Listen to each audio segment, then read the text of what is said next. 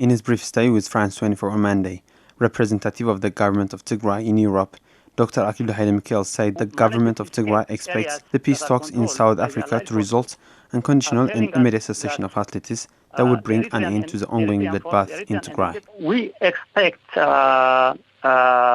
results in 4 areas. The first is unconditional and immediate cessation of hostilities. No, actually, I have been saying this in a statement that we issued on September 11. Secondly, the recent resumption of the fighting has resulted in a new wave of internally displaced people. Around 1 million additional people have been displaced because of the fighting. So we expect there will be unfettered humanitarian access to people who live in areas controlled by the Allied forces as well as by the Ethiopian government, by the Tigray government. Thirdly, atrocities are taking place inside cities and other areas that are controlled by the Allied forces. So we would like international human rights institutions as well as international media to come in and observe those atrocities. And fourthly, the cessation of hostilities cannot work if Eritrea does not withdraw. You can't have an effective cessation of hostilities implemented without a third party that is already actively participating in the conflict being drawn out of the conflict itself. So we expect Eritrea will withdraw if the cessation of hostilities is signed.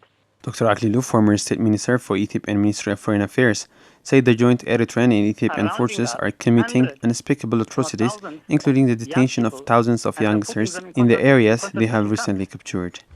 There is a complete media blackout in the region, but people who managed to escape areas that are controlled by the Allied forces are telling us that the Eritrean and the Ethiopian forces are rounding up hundreds, if not thousands, of young people and then putting them in concentration camps.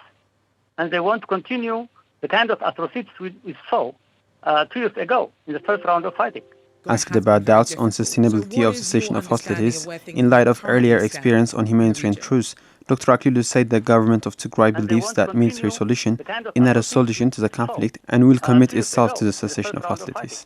I can only express the commitment from our side. We have been very consistent since the first round of cessation of hostilities. We have been issuing statements that we are looking for immediate and unconditional cessation of hostilities. But the other side may think that there may be a military solution to the conflict, which is not true. Their advances and control of some cities in Tigray might make them feel that there is a military solution to the conflict. That won't happen at all. Even if they control all the cities in Tigray, it doesn't mean the conflict has ended. The struggle for survival of the people of Tigray will continue in one way or the other. On Monday's briefing, President Michael has confirmed the safe arrival of his delegates in South Africa.